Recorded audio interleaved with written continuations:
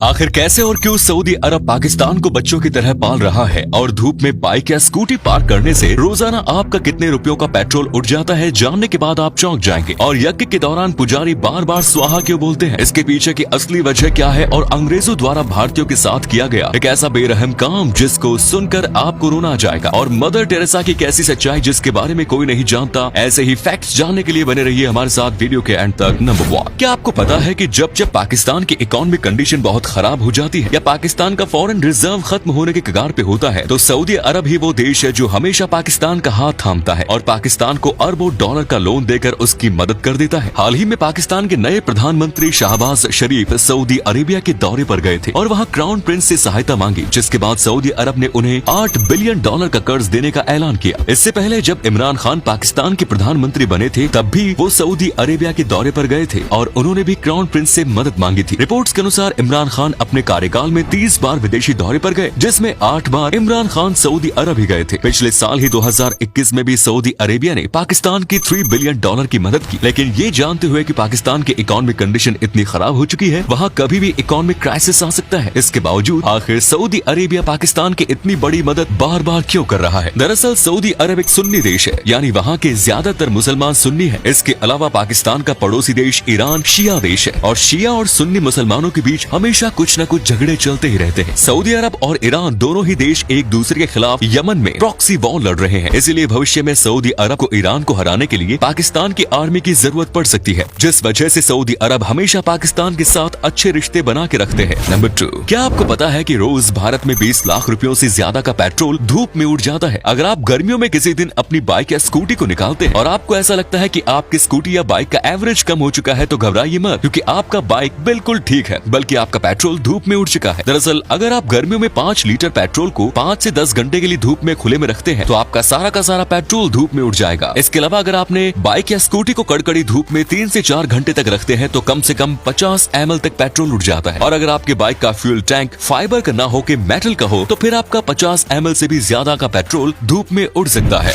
Number 3, TV serials में या real में अगर आपने अपने सामने यज्ञ होते हुए देखा है तो आपने एक चीज जरूर गौर की होगी कि पुजारी यज्ञ के दौरान बार बार स्वाहा बोलते हैं। लेकिन क्या आप यज्ञ के दौरान बार बार स्वाहा बोलने के पीछे की असली वजह जानते हैं? दरअसल अग्नि कुंड में घी डालते हुए स्वाहा बोलने के पीछे एक बहुत ही खास वजह है। स्वाहा का मतलब किसी भी चीज को सही सलामत रीति रिवाज के साथ उसकी सही जगह पहुंचाना होता है। पुराणों के अनुसार स्वाहा देवता अग्नि की पत्नी है और बार बार स्वाहा बोल के पुजारी अपनी बात स्वाहा के जरिए अग्नि देवता तक पहुंचाने की कोशिश करते हैं। नंबर 4, जब अंग्रेज भारत आए तो उन्होंने भारतीयों के साथ कुछ ऐसे बेरहम जुर्म भी किए जिसके बारे में शायद ही आपको पता होगा। जब अंग्रेज पहली बार भारत आए तो उन्हें भारत की गर्मी बिल्कुल भी बर्दाश्त नहीं हुई। उस समय बिजली से चलने वाले पंखे भी नहीं होते थे, जिस वजह से अंग्रेजों ने अपने घरों और ऑफिस में कपड़े और लकड़ी की मदद से कुछ इस तरह के पंखे बनवा लिए। इन्हें चलाने के लिए अंग्रेजों ने कई लोगों को रखना शुरू भी कर दिया, जिन्हें वो पंखा वाला कहते थे। पंखा वाला ज्यादातर बहुत गरीब लोगों को रखा जाता था ताकि अंग्रेज उसके ऊपर खूब मनमानी कर सके।